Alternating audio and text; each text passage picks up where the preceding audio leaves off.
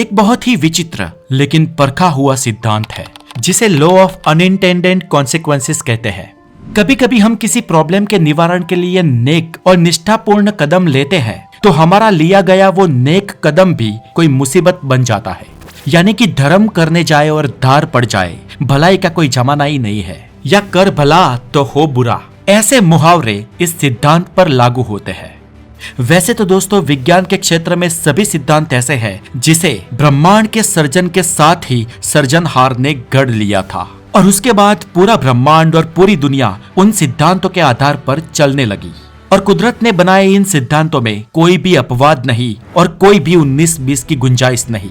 जिन वैज्ञानिकों ने विज्ञान के इन सिद्धांतों को खोजा उन्होंने सच में तो बस इन सिद्धांतों की व्याख्या ही गढ़ी है, बाकी सिद्धांत तो पहले से ही मौजूद थे। जैसे कि आइजैक न्यूटन ने जब गति सिद्धांत नंबर 3 की व्याख्या की तो उन्होंने कहा कि to every action there is an equal and opposite reaction. और एल्बर्ट आइंस्टाइन ने E = mc² को जब शब्दों में परोया तो उन्होंने कहा the energy of a body equals to mass time the speed of light squared. और कुदरत ने दिए गए ये सिद्धांत पहले कुदरत के द्वारा गढ़े गए और फिर हमारे रोज बरोज के जीवन में हमें उनका अनुभव होने लगा। लेकिन इनके सामने कुछ सिद्धांत ऐसे भी हैं जिसका पहले तो हमें रोज बरोज के जीवन में अनुभव हुआ और उसके बाद उन अनुभवों के आधार पर हमने वो सिद्धांत गढ़े। हालांकि इन सिद्धांतों का विज्ञान के साथ कोई भी लेना देना नहीं है, लेकिन फिर भी हम इंसानों के जीवन में आम तौर पर वो लागू होते हैं और उनका अनुभव भी होता है। और ऐसा ही एक सिद्धांत मर्फीज लॉ है।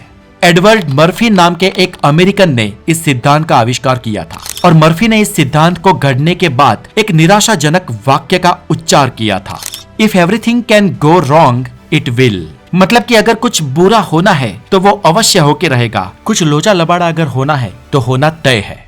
जैसे कि टाइटैनिक को अनसिंकेबल जहाज माना जाता था, मतलब कि टाइटैनिक को बनाने वाले ये मानते थे कि ये डूब ही नहीं पाएगा, लेकिन क्योंकि उसे डूबना था इसलिए वो अपनी पहली ही यात्रा में डूब गया। हमारे रोजिंदा जीवन में अनुभव होने वाला एक और सिद्धांत भी है जिसे द पार्किंसंस लॉ कहा जाता है और इस सिद्धांत का भी विज्ञान के साथ नहाने निचोड़ने का कोई भी संबंध नहीं है। फिर भी ये सिद्धांत अपनी असर हमेशा दिखाता है और इसीलिए अमेरिका के लेखक और समाजशास्त्री नॉर्थकोट पार्किंसन ने इस सिद्धांत को बयां करने वाली व्याख्या दी जो था work expands to fill the time available for its completion. यानी कि किसी काम को पूरा करने के लिए जितना भी समय उपलब्ध होता है उतने समय तक वो काम निलंबित रहने के बाद पूरा होता है। और दोस्तों इसी टाइप का और इनसे भी ज्यादा इंटरेस्टिंग एक सिद्धांत है जिसे लॉ ऑफ अनइंटेंडेड कॉन्सिक्वेंसेस कहते हैं। और ये सिद्धांत कहता है कि कभी कभी जब हम किसी अच्छे आशय से कोई काम करते हैं तो वो बैकफायर करके और कोई बड़ी समस्या पैदा करता है। और इस सिद्धांत के अनुरूप कई किस्से भूतकाल में रिकॉर्ड भी हुए हैं। तो चले दोस्तों आज के इस वीडियो में उन्हीं घटनाओं की बात करते हैं जो इस सिद्धांत के कारण घटे हैं, यानी कि करने गए थे अच्छा और हो गया बुरा। तो मैं हूँ हितेश गिरी गोसाई, आप है हेल्थी और साइंटिफिक ज्ञान से भरे एक चैनल द नॉलेज पर। और अगर आप द नॉलेज पर नए हैं तो हमारे चैनल को सब्सक्राइब जरूर कर दे, because you are living in 21st century and in 21st century knowledge is everything. Number 1, refrigerator ने ले ली लोगों की जान। आपको शायद इस बात पर यकीन ना हो, लेकिन सालों पहले घरेलू उपयोग में लिए जाने वाले जो रेफ्रिजरेटर थे वो लोगों की जान लेते थे। जी हाँ दोस्तों, रेफ्रिजरेटर का आविष्कार ही खाने पीने की चीजों को ठंडी रखने के लिए किया गया था और उसमें कूलेंट के लिए जो गैस उपयोग होता था वो जहरीले गैस यानी कि सल्फर डाइऑक्साइड, एमोनिया या कार्बन मोनोक्साइड होते थे। और शुरुआती पीढ़ी के जो रेफ्रिजरेटर थे वो लीकेज के मामले में फुल प्रूफ भी नहीं थे, इसलिए आमतौर पर ये जहरीले गैस धीरे धीरे लीकेज भी होते थे। और ऐसे में जब लोग खासकर विंटर में अपनी खिड़कियां और दरवाजे बंद करके सो जाया करते थे तो किचन में या घरों में रखा हुआ रेफ्रिजरेटर ऐसे गैसेस को लीकेज करता था जिनसे कई सारे लोगों की जान भी गई है, क्योंकि नींद में ये गैस लोगों के नाक तले शरीर में चली जाती थी और उन्हें नींद से उठने का मौका ही नहीं मिलता था। अमेरिका में 20वीं शताब्दी की शुरुआत में ऐसे रेफ्रिजरेटर हर साल 100 से 150 लोगों को मारते थे और जब मृत्यु आंक बढ़ने लगा तो कई सारे संशोधक बिन जहरीले और सलामत रेफ्रिजरेटर बनाने की मुहिम में जुड़ गए और इन संशोधकों में एल्बर्ट आइंस्टाइन भी शामिल थे। लेकिन अंततः सफलता थॉमस मिडलगे नाम के साइंटिस्ट को मिली और थॉमस ने साल 1928 में एक CFC नाम के गैस की खोज की जो रेफ्रिजरेटर में ठंडक भी पैदा करता था और जहरीला भी नहीं था। और थॉमस के इस CFC गैस की खोज के बाद कई सारे लोगों के जान बच गए और इसीलिए इस वैज्ञानिक को मसीहा की तरह लोग देखने लगे।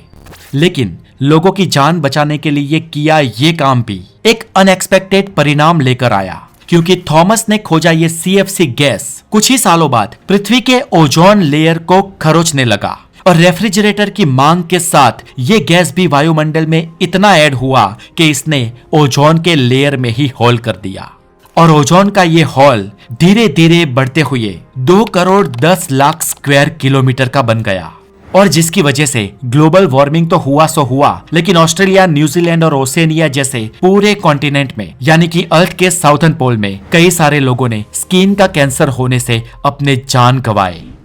Number 2, day light saving time. ऊर्जा को सेव करने के लिए निकले और ऊर्जा वेस्ट हो गई।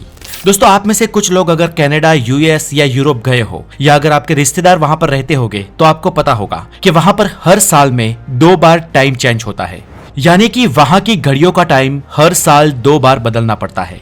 एक बार 1 घंटा आगे करना पड़ता है और एक बार 1 घंटा पीछे। बहुत कम लोग जानते होंगे कि आखिर वहां पर ऐसा क्यों है। तो फ्रेंड्स, ऐसा करने के पीछे एक प्रयोजन है। आपको बता दें कि न्यूजीलैंड के नामचीन प्रकृति शास्त्री जॉर्ज वर्नन हडसन ने अपने 2 अभ्यास लेख प्रकट किए थे और उन्होंने अपने अभ्यास में कहा कि समर के दरमियान डे लाइट जब बहुत ज्यादा मिलती है, उन दिनों उजाले का पूर्ण तरीके से लाभ लेने के लिए समर के दौरान घड़ी के कांटे 2 घंटे आगे कर देने चाहिए। और सालों बाद प्रथम विश्व युद्ध के दौरान जर्मनी ने जॉर्ज के इस आइडिया को अपनाया और अपने देश की ऊर्जा की बचत करने के लिए घड़ी के कांटे को 2 नहीं पर 1 घंटा आगे कर दिया। और आपको बता दें कि जब दूसरा विश्व विग्रह हुआ था तब हमारे देश भारत में भी बिजली, पेट्रोल और डीजल की बचत के लिए घड़ियों के कांटे को 1 घंटा आगे कर दिया गया था। और दोस्तों, ऐसा करने के पीछे एक बहुत ही लॉजिकल और सीधा साधा कारण है कि समर में यानी कि ग्रीष्म ऋतु में सुबह सुबह जल्दी सूरज उग जाता है, यानी कि उजास जल्दी जल्दी आ जाता है। और इसलिए अगर कोई इंसान 7 बजे रोज उठ रहा है, वो अगर अपनी घड़ी का कांटा 1 घंटा आगे कर दे, यानी कि जब उसकी घड़ी में एक्चुअली 6 बजे होंगे तब 7 दिखाएगा। और जैसे ही वो व्यक्ति उठेगा या अलार्म उसे उठाएगा तब वो देखेगा, ओहो 7 बज गए। जिस वजह से वो 1 घंटा जल्दी उठेगा, अपने काम जल्दी निपटा देगा और अपने काम पे भी चला जाएगा। अब रात को वही व्यक्ति सामान्य तौर पर 10 बजे जो अपने रूम की लाइट बंद करके सो जाता था, वो अब 9 बजे ही घड़ी के कांटे के सामने देखकर बोलेगा कि ओ 10 बज गए, हमारे सोने का टाइम हो गया। और ऐसे नित्य क्रम को देश के करोड़ों लोग फॉलो करेंगे और स्वाभाविक है कि इससे ऊर्जा की बचत होनी ही है।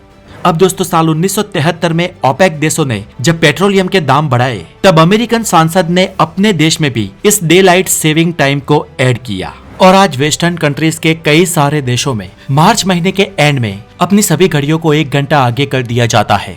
वहाँ पर अगर कोई पेंडुलम या वॉल घड़ी हो तो उन्हें अपने हाथों से हमें चेंज करना पड़ता है, लेकिन डिजिटल क्लॉक में अपने आप ऑटोमेटिकली ही टाइम सेट हो जाता है। और अक्टूबर में विंटर से पहले इन घड़ियों के कांटे को फिर से 1 घंटा पीछे ले जाकर टाइम को फिर से सेट कर दिया जाता है, जो विंटर टाइम तक चलता है, यानी कि आने वाले साल के एंड ऑफ मार्च तक। और मार्च में फिर से समय की सुई को 1 घंटा आगे कर दिया जाता है और ये हर साल लगातार चलता रहता है। अब दोस्तों, ऊर्जा को बचाने के लिए जो ये day light saving time western countries अपना रही है, क्या सच में इससे कोई फर्क पड़ता है? तो दोस्तों, इसका जवाब है जी नहीं।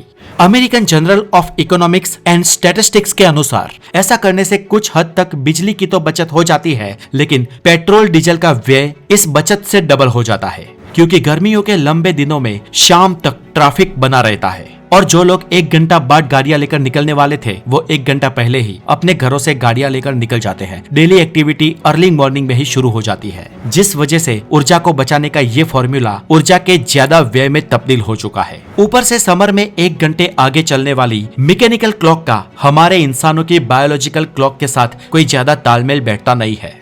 रिसर्च में पता चला है कि जब समर टाइम चेंज होता है, तब ज्यादातर इंसान अपनी बायोलॉजिकल क्लॉक के अनुसार शाम को जिस वक्त सोते थे, आमतौर पर उसी वक्त सोते हैं, लेकिन सुबह उन्हें 1 घंटा जल्दी जाग जाना पड़ता है और समर टाइम में हर रोज आधे से 1 घंटे की नींद कम मिलती है।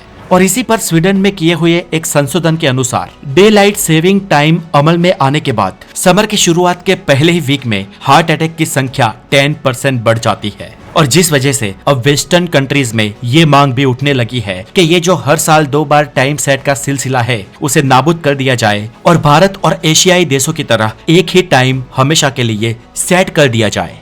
नंबर 3, पर्यावरण के नाम पर होने वाली सबसे पहली झुंबेश जिसकी वजह से हर साल करीब 6,25,000 लोगों ने अपने जान गंवाए। वर्ष था 1962 का। इस साल रॉकेल कार्सिंग नाम की एक अमेरिकन महिला वैज्ञानिक ने द साइलेंट स्प्रिंग यानी कि गूंगी बसंत नाम की एक किताब लिखी। एक्चुअली इस किताब में उन्होंने डीडीटी नाम की एक जंतुनाशक दवा का वर्णन किया था। डीडीटी जिसकी खोज साल 1939 में हुई थी और इसका उपयोग मलेरिया के चेपी मच्छरों को और फसलों में जो कीड़े होते थे उसे मारने के लिए किया जाता था। रॉकेल ने अपनी किताब में जो बायोलॉजिकल मैग्निफिकेशन नाम की एक कुदरती प्रक्रिया का वर्णन किया था उसे पढ़कर तो अमेरिका के और उसके बाद पूरी दुनिया के लोग चौंक पड़े। इसमें उन्होंने बताया कि डीडीटी नाम का ये जंतुनाशक पहले तो कीड़ों के शरीर में जाता था, फिर उन कीड़ों को खाने वाले मेंढकों के शरीर में, इसके बाद सांप इन मेंढकों को खाते थे इसलिए डीडीटी वहां तक भी पहुंचता था और उसके बाद गरुड़ के पेट में भी ये डीटीपी सांपों के माध्यम से जाता था। मतलब कि इस जंतुनाशक का कोई निवारण नहीं था और वो एक के बाद एक अनेक प्राणियों के पेट में पहुंचकर बर्बादी फैलाता था। और रॉकेल ने बताया कि ऐसी स्थिति अगर लगातार बनती रही तो कुदरती प्रक्रिया में खलेल पहुंच जाएगी, चारों ओर प्राणी पक्षियों की लाशें ही लाशें होगी और बसंत में सन्नाटा फैल जाएगा। रॉकेल की इस किताब पढ़ने के बाद अमेरिकन लोगों में डीडीटी जंतुनाशक के प्रति आक्रोश जागा और चारों ओर इसे बैन करने की मांग उठने लगी।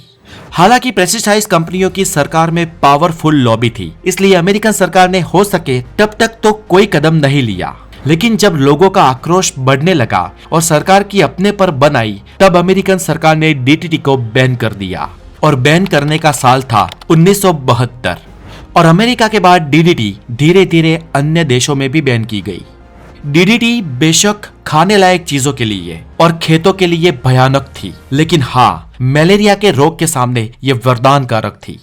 डीडीटी के आविष्कार के पहले मलेरिया का प्रकोप इतना था कि हर साल लाखों की संख्या में लोगों की जान जाती थी, लेकिन जैसे ही डीडीटी अस्तित्व में आई मलेरिया के मच्छर नाबूद होने लगे। लेडी एनोफिलिस तो मानो गायब होने लगी थी। धीरे धीरे मलेरिया नाबूद होने की कगार पर आ गया था और कई देशों में तो मलेरिया के रिगार्डिंग स्टडी भी बंद हो चुकी थी क्योंकि मलेरिया अब खतरा नहीं था।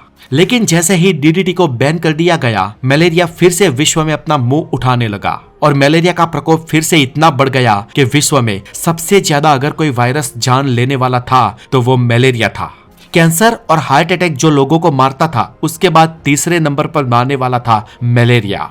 और जब अच्छा करने गए तो यहाँ पर भी बुरा हो गया।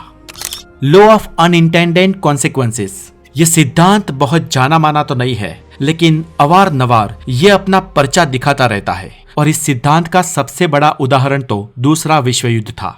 जब पहला विश्व युद्ध हुआ तब उसका कसूरवार कौन है इसके खोज में, इसके प्रश्न में जर्मनी को कसूरवार ठहराया गया और जर्मनी फिर से कभी युद्ध खेलने का साहस ना करे और सपने में भी युद्ध के बारे में ना सोचे, इसके लिए यूरोपियन देशों ने जर्मनी को तोड़ दिया, उसका बहुत सारा विस्तार हड़प लिया और जर्मनी को आर्थिक प्रतिबंधों के साथ आर्थिक दंड फटकारे जो जर्मनी को कई डेकेड्स तक खड़ा होने लायक नहीं छोड़ने वाला था।